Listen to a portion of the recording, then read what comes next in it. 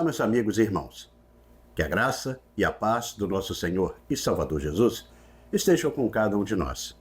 Começamos aqui mais uma lição da revista Palavra e Vida, produzida pelo Departamento de Educação Cristã, juntamente com o Departamento de Comunicação da Convenção Batista Fluminense. Esta revista, que foi escrita pelo pastor Eliseu Gomes da Rocha. Ela que traz como título Gálatas, a Carta da Liberdade. Mas antes de continuarmos, não esqueça de se inscrever no nosso canal. No botão aqui embaixo, onde está escrito Inscreva-se. Curta, deixe o seu comentário, acione o sino das notificações e não esqueça, compartilhe com o grupo de WhatsApp aí da sua igreja. Toda semana nós estaremos publicando aqui uma nova lição para que possamos estudar juntos. A lição de hoje, ela traz o título O Fruto do Espírito Santo. E nós temos aqui como base deste estudo Gálatas 5, de 1 a 25. E estaremos lendo aqui apenas os versículos de 19 até o versículo 26 para a nossa introdução neste momento. E o texto, ele nos diz assim: Ora, as obras da carne são manifestas: imoralidade sexual, impureza e libertinagem, idolatria e feitiçaria, ódio, discórdia, ciúmes, ira, egoísmo, dissensões, facções, inveja, embriaguez, orgia e coisas semelhantes. Eu os advirto, como antes já os adverti, que os que praticam essas coisas não herdarão o reino de Deus. Mas o fruto do Espírito é amor, alegria, paz, paciência, amabilidade, bondade, fidelidade, mansidão e domínio próprio. Contra essas coisas não há lei. Os que pertencem a Cristo Jesus crucificaram a carne com as suas paixões e os seus desejos. Se vivemos pelo Espírito, andemos também pelo Espírito. Não sejamos presunçosos, provocando uns aos outros e tendo inveja uns dos outros.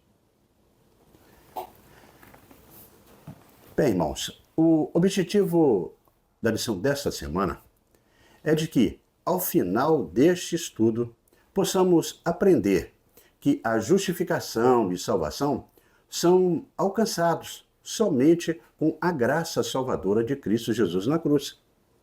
E que este encontro traz a transformação por inteiro ao homem. Mas antes, no entanto, eu quero agradecer aos irmãos que têm aí nos enviado mensagens de todo o Brasil, e não somente da área aqui da Convenção Batista Fluminense. Em especial, eu quero mandar aqui o meu abraço para o pastor André Miranda de Abreu. Ele é membro da Igreja Batista da Capelinha, que fica em Itaperuna, no noroeste fluminense. E essa igreja que é pastoreada pelo pastor Silvio Messias, que também a gente manda o abraço. Meus cumprimentos também para a Rosa Maria Luiz. Ela é da Igreja Batista do bairro Matadouro, em Itaperuna. Essa igreja que é pastoreada pelo pastor Fagner Dias. Um abraço também para os irmãos Paulo Roberto Moreira e também para Rosilene Alves, que tem aí sempre nos acompanhado aqui pelo nosso canal. Irmãos, quanto você mandar aí o seu recado, não esqueça de colocar de onde você é e qual a igreja que pertence para que a gente possa falar aqui. Quanto à lição desta semana, veremos que para os mestres judeus que tentavam de todas as formas trazer os rituais da lei para dentro da igreja cristã, como a circuncisão, que era uma necessidade aí para a justificação, tanto quanto para a santificação para os judeus. O problema dos Gálatas era a busca da certeza da salvação, através de sacrifícios e também da lei. Paulo, ele vai dizer para aqueles irmãos sobre as obras da carne e as obras do Espírito. Ao contrário do que talvez a gente possa até imaginar, essa guerra aqui, que é uma guerra física e não é uma força militar, mas sim ela acontece entre a Bíblia, aquilo que a Bíblia chama de carne contra o Espírito. Esta é a guerra. Os legalistas, eles eram judeus que acreditavam em Jesus como Messias, mas não renunciavam às leis de Moisés. No entanto, o Evangelho, eles nos orienta que a salvação é a justificação.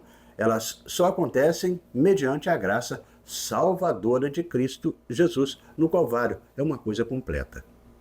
O apóstolo Paulo, ele está ensinando aqueles irmãos da Galácia sobre como eles deviam viver de uma forma a agradar a Deus segundo o caminho da graça e da fé. Jesus Cristo é considerado fonte originária da graça divina. Paulo, ele orienta as igrejas da Galácia a se desprenderem da escravidão das leis e voltarem para a graça divina em Cristo Jesus mediante a fé e a mudança da sua natureza, não é? Através do Espírito Santo. Os Gálatas estavam fascinados por uma intenção, por uma tendência de seguir uma postura legalista, uma postura de caminhar de volta aí para uma perspectiva que já não fazia mais sentido na nova aliança em Cristo Jesus. E Paulo, ele diz: olha, vocês foram chamados para a liberdade, não para se submeterem a um jogo de escravidão. Mas aqui fica uma pergunta: o que é a carne? A qual aí Paulo está se referindo. A carne, irmãos, é a inclinação que o homem tem para a desobediência a Deus. A carne não está ligada ao corpo, necessariamente, mas é aquela tendência de natureza pecadora do ser humano. Natureza pecaminosa de ser egocêntrico e de fazer também a sua vontade desconsiderando totalmente aquilo que vem a ser a vontade de Deus. Para combater esta atitude, os Gálatas deveriam entender quais eram as obras da carne e também se achegarem ao oposto, aquilo tudo que ele identifica aí como sendo o fruto do Espírito Santo. É nesse sentido que nós estaremos estudando o capítulo 5 da carta aos Gálatas a partir deste momento.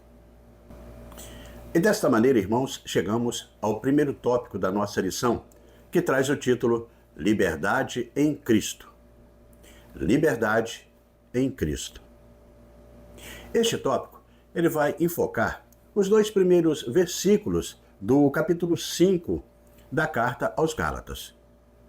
O tema permanece o mesmo, mas agora é a exposição que passa a ser a exortação. A alegoria dá lugar à admoestação, visto que os convertidos dos Gálatas, eles haviam nascido para serem livres, de acordo com Gálatas 4:31. Eles deviam viver para permanecerem livres. Paulo vai chamar a atenção daqueles irmãos quanto ao que eles estavam seguindo. Se eles estavam procurando a circuncisão, então eles também deveriam cumprir toda a lei, letrinha por letrinha. A circuncisão era um rito de passagem, um sinal de aliança estabelecido por Deus com Abraão, conforme descrito no Antigo Testamento, especialmente em Gênesis 17, do versículo 10 até o 14. A prática da circuncisão, ela foi amplamente seguida pelos judeus como um mandamento divino, e isso teve profundas implicações religiosas, culturais, sociais para a comunidade judaica. A circuncisão envolve aí a remoção do prepúcio, que é uma extensão da pele que cobre o órgão sexual masculino. Para os judeus, essa prática tinha um significado simbólico e também um significado teológico, que eram essenciais para eles, sinais da aliança com Deus, que era a identificação nacional. Para o cristão que procurava praticar aquele ato, Paulo entendia como que aqueles que assim procedia não tinham compromisso com a essência do Evangelho, que era Cristo. Para os judeus, a circuncisão era extremamente importante. Eles estavam preocupados e assustados, porque Paulo pregava uma ação diferente, aquela que eles faziam. Paulo, ele deixava claro para aqueles irmãos que o que importava era a circuncisão do coração e o batismo. E ensinava que a fé em Cristo Jesus era suficiente para fazer parte da família de Deus. Ser justificados pela lei anularia a crença na justificação em Cristo, como o Messias enviado por Deus. O debate entre Paulo e os judaizantes se desenvolvia não pelo controle do povo e pela exploração comercial, mas pelo sistema de salvação. Para Paulo, não havia necessidade de ninguém tentar ajudar a Deus com leis ou fórmulas, pois a fé era suficiente. Os judaizantes, eles defendiam a fé, só que acrescida da circuncisão e das práticas que estavam na lei. Nenhum outro parágrafo desta carta é mais vigorosamente composto do que este capítulo 5.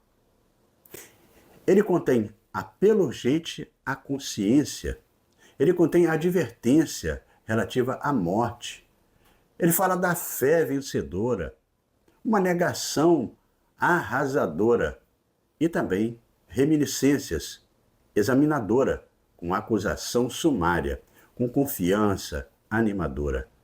Tem apologética, que vem até enraivecida, e também uma explosão grosseira. As mudanças nesse contexto são introduzidas abruptamente, demonstrando a urgência a qual o apóstolo Paulo ele trata destas questões. Paulo, de forma contundente, ele afirma que se eles se circuncidassem, Cristo não teria valor nenhum. Novamente, Paulo ele iguala submissão às exigências dos legalistas judeus com uma volta à sua escravidão pagã que era anterior. Aceitar a circuncisão implicaria no abandono da salvação pela graça, o que significaria que eles estariam perdidos, porque ninguém poderia ser salvo pelas obras, as obras da lei, ou por qualquer outra coisa, a não ser por Jesus Cristo. Ele veio nos livrar da condenação do pecado, da culpa e das obrigações da lei, que só levam à escravidão. Ele afirma, o apóstolo Paulo, eu, Paulo, vos declaro que Cristo de nada vos servirá se vos deixarem circuncidar. Está lá no versículo 2. Agindo assim, tudo o que Cristo fez, o seu sacrifício na cruz, não teria nenhum valor. Para Paulo, o homem é pecador, sendo impossível se salvar pelas obras da lei, porque não teria condições de cumprir todas as regras da lei. Cristo era suficiente em sua obra de salvação. As terríveis consequências por terem deixado de renunciar e rejeitar a perversão legalista do Evangelho de Cristo são descritas em termos resplandecentes no verso 2. Paulo, ele não evocava categorias tão catastróficas sobre o juízo divino como neste assunto aqui. Aqui, Paulo se dirige contra os que pareciam prontos a abandonar a vocação graciosa de Deus em Cristo Jesus para aceitar outra prática como queriam os judaizantes.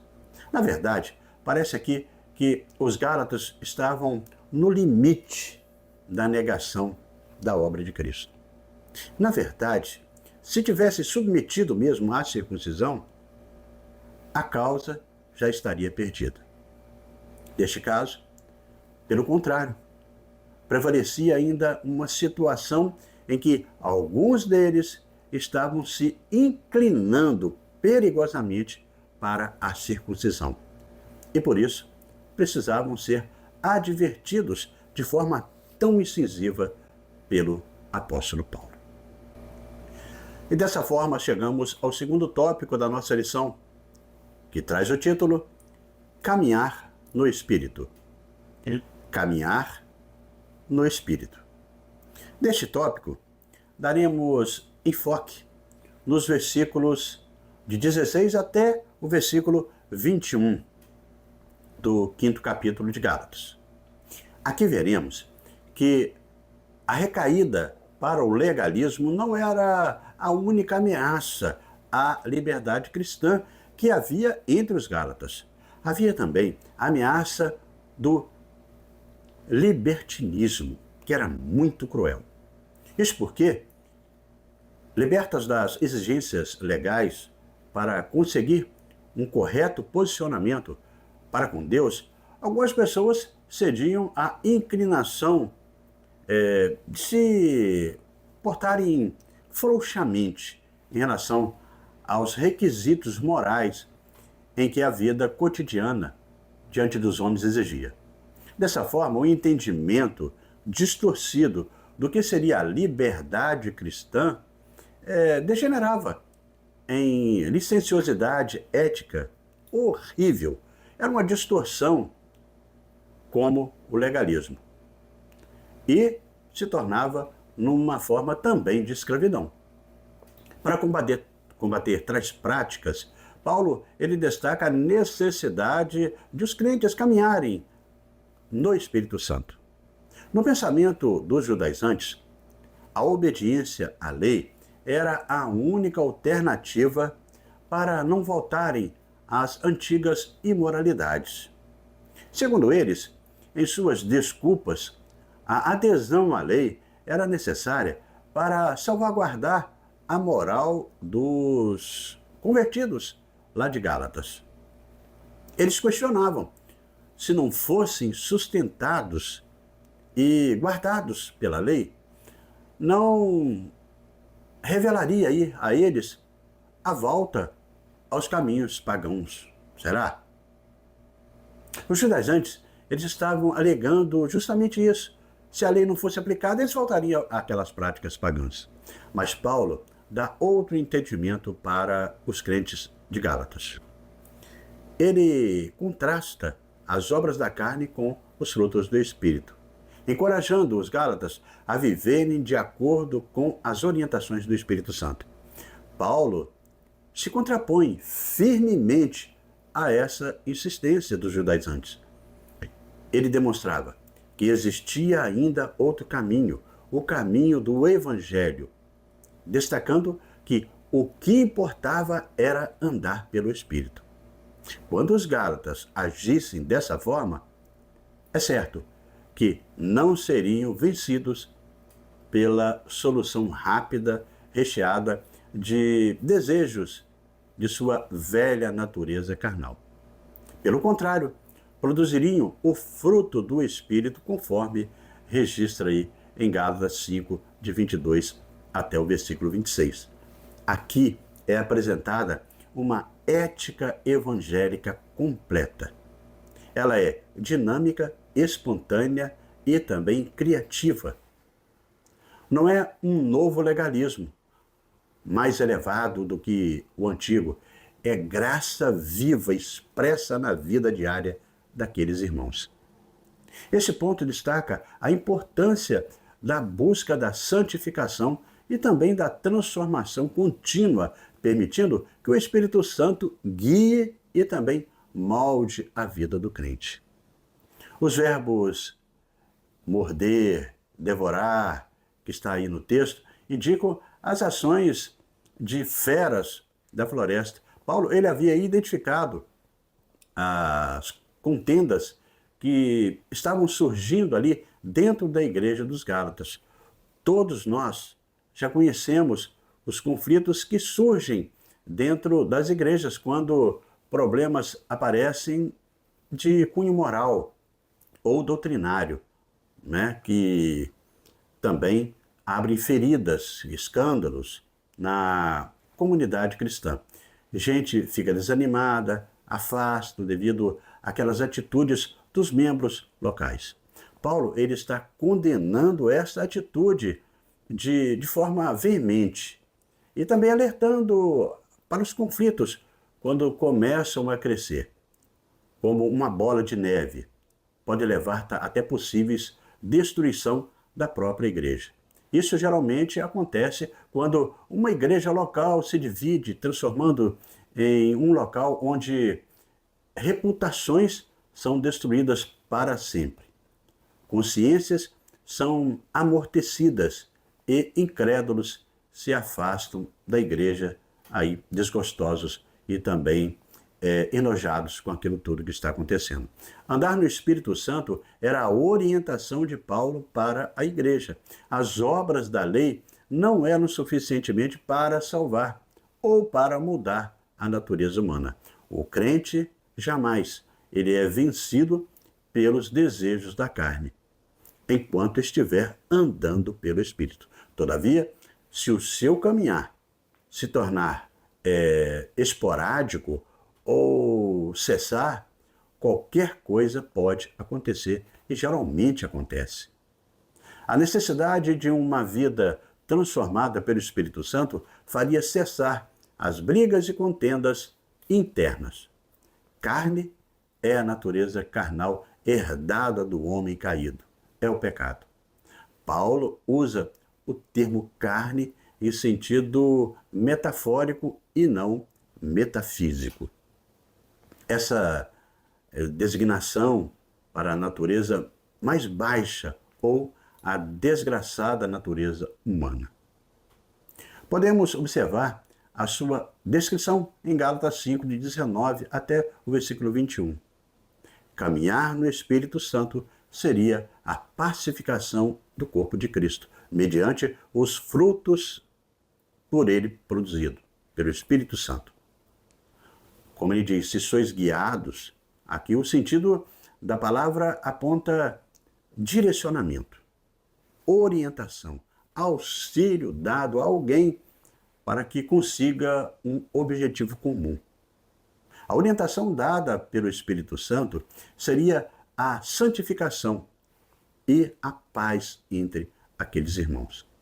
A lista dos pecados relacionados em Gálatas, no capítulo 5, contempla inimizades, contendas, ciúmes, iras, facções, dissensões, partidos, invejas, bebedeiras, orgias, que estão relacionados aí em Gálatas 5, de 20 a 21, como já lemos. Aqui está o campo da batalha interior, a que Paulo se refere, em que eles deveriam estar extintos nesse caminho, dando lugar ao estímulo do Espírito Santo naquelas vidas.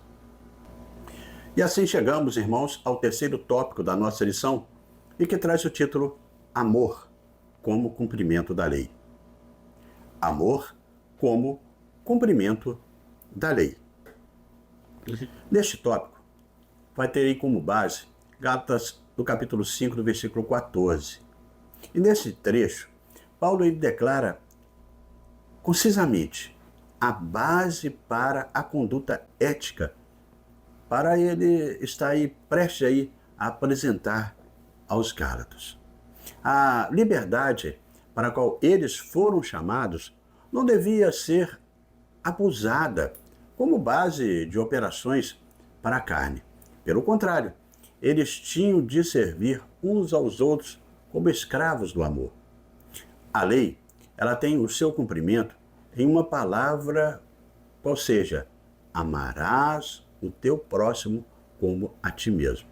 Conforme está registrado lá na lei judaica, em Levítico 19, 18. Mas, se continuarem lutando entre eles, com ânimos selvagens, eles estariam se destruindo. Amor ao próximo era o que ele estava colocando como a lei. Amar ao próximo a ti mesmo estava na lei como apoio ao imperativo surpreendente de servir uns aos outros, como escravos em amor. Paulo declara que toda a lei se cumpre numa só palavra, ou seja, todas as leis que estavam sendo reveladas a Moisés, que foram a ele reveladas, para serem cumpridas, inclusive os 10 mandamentos, se reuniam apenas numa palavra: amar ao próximo. O bom que entendamos aí a profundidade nesse pequeno texto que ele nos aponta. À primeira vista, essa declaração ela contradiz tudo o que Paulo ele tinha falado e trabalhado com seu argumento até então, com referência às obras da justiça. Se a lei tinha somente uma função temporária, que foi revogada pela vinda de Cristo, então por que o crente deveria se preocupar com cumprir este tópico da lei, amar ao próximo? Não há dúvida de que Paulo usa a palavra lei, no original nomos, em 2 modos diferentes, mas não devemos interpretar esta constatação no sentido de tem aí um significado intrinsecamente contraditório. Se não vejamos, em Romanos e Gálatas, onde Paulo está combatendo os judaizantes, ele usa o termo lei no sentido que seus oponentes usavam, qual seja, lei como um sistema legalista. Quando Paulo usa a palavra desta maneira, que podemos dizer que é polêmica, precisamos entender como esforço de obter salvação pelas boas obras, obras da justiça, como eles queriam dizer. O crente está morto para tais obras da lei, segundo Romanos 7, no versículo 4 ao 6. No verso 4 e 6. No verso 4, ele diz, olha, assim, meus irmãos, vocês também morreram para a lei, por meio do corpo de Cristo, para pertencerem a outro, aquele que ressuscitou dos mortos, a fim de que venhamos a dar título, a dar fruto para Deus.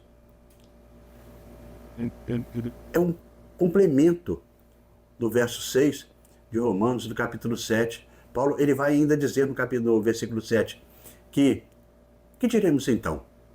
A lei é pecado? De maneira nenhuma. De fato, eu não saberia o que é pecado, a não ser por meio da lei, pois na realidade eu não saberia o que é cobiça se a lei não dissesse, não cobiçarás. Por outro lado, o que Paulo entendia da lei em seu sentido básico como padrão divino, tem exigências obrigatórias para todos os homens.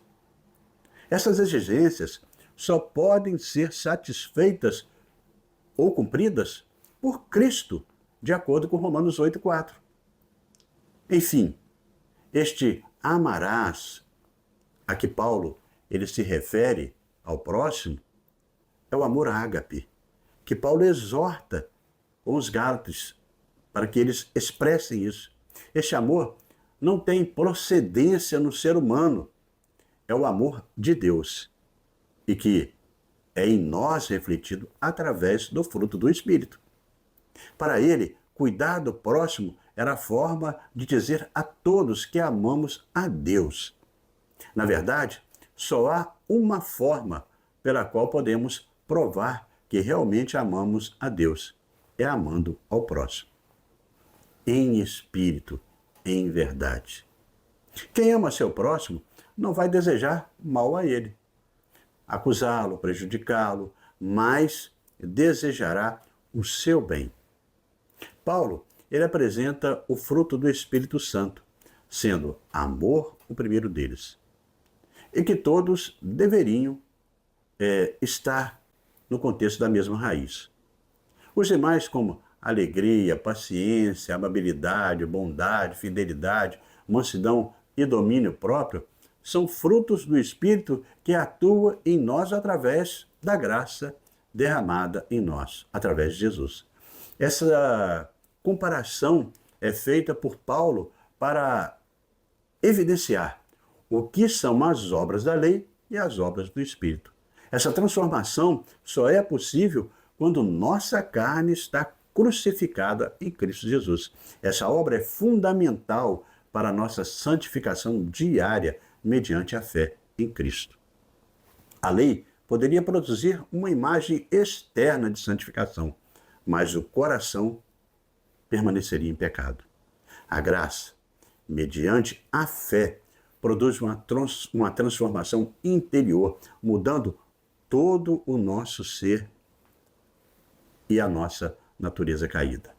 Assim, toda a lei, como todas as suas exigências, cumprem-se através aí do amor de Deus em Cristo Jesus, conforme é expresso na vida do crente. Em muitas traduções, a palavra se cumpre é substituída por se resume. E Paulo completa no versículo 22, mas o fruto do Espírito é o amor, alegria, paz, paciência, amabilidade, bondade, fidelidade. No versículo 23, mansidão e domínio próprio. Contra essas coisas não há lei. E nesse caminhar, irmãos, chegamos à conclusão desta 8ª lição, deste 3º trimestre da revista Palavra e Vida. Na lição de hoje, nós vimos que a liberdade que Cristo ele oferece não significa ausência de conflitos. Pelo contrário, uma vez liberto, cada cristão ele é colocado diariamente numa arena para lutar. Duas influências opostas combatem para exercer o domínio sobre o salvo. De um lado, a carne, que significa a inteira natureza terrena do homem, a sua sensibilidade e razão apelando para o pecado. Do outro lado está o Espírito Santo, o agente da santificação. Nesta lição, vimos que a agonia diária de enfrentar a velha natureza cabe a nós a luta interior, a fim de resistir aos apelos da carne e de nos deixar conduzir pelo Espírito. Podemos também observar Paulo combatendo a visão legalista que tenta introduzir na igreja.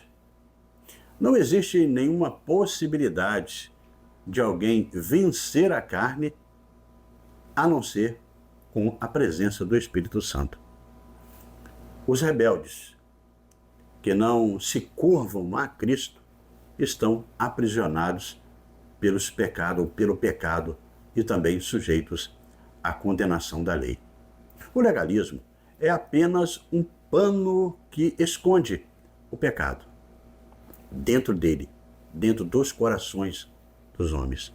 O fruto apresentado por Paulo na carta, ele mostra as qualificações do verdadeiro cristão. A transformação é gerada pelo Espírito Santo, de dentro para fora, e sinaliza a mudança feita pelo Espírito Santo. Uma vida na carne e sem amor ao próximo, pode identificar que algo está errado em nossa vida. Viver sob a direção de Deus, do Espírito Santo, é também reconhecer que todas as áreas da nossa vida seguem sob o comando e o controle do Pai. Se ainda não fomos totalmente transformados, cabe uma avaliação e mudanças de nossas ações. E dessa forma, irmãos, chegamos ao nosso momento para pensar e agir, com 3 reflexões propostas pelo pastor Eliseu Gomes da Rocha. Em primeiro lugar, em qual situação nós nos encontramos dificuldades aí para amar o nosso próximo? A segunda questão proposta pelo pastor é: qual área de nossa vida necessitamos de mudança e também de transformações? E em terceiro e último, o que nós costumamos fazer diante das dificuldades, com sentimentos como raiva, ódio, tristeza e outras coisas parecidas? Gálatas nos adverte da força destrutiva dos nossos instintos pecaminosos. Essa é uma forma muito forte de nos mostrar essa razão pela qual nós devemos resistir a essa coisa, a essa influência. Influência contrária, que é a influência pelo Espírito, para vencermos. Não vivamos, portanto, para satisfazer a obra da carne. Quem assim age é designado pela expressão homem natural, no grego, psíquico. Isso é, alguém inclinado para os instintos carnais, um menino em Cristo. A superação dos instintos pecaminosos, segundo os ensinos aos Gálatas, só é possível pelo fruto do Espírito, sermos dominados pelo Espírito Santo. Que Deus, a cada dia, nos fortifique em sua santificação em nossas vidas. E assim, amigos e irmãos, terminamos mais uma lição da revista Palavra e Vida. Mas antes de você sair, eu convido a se inscrever no nosso canal. No botão aqui embaixo, onde está escrito inscreva-se. Curta, deixe o seu comentário, acione o sino das notificações e compartilhe para que mais pessoas também possam desfrutar do conteúdo para a edificação de cada um na aprendizagem da Palavra de Deus. Na próxima semana, nós estaremos estudando a lição de número 9, com o título Cuidado Mútuo na Comunidade Cristã. E estaremos publicando aqui esta nova lição, se Deus assim nos permitir. Amém?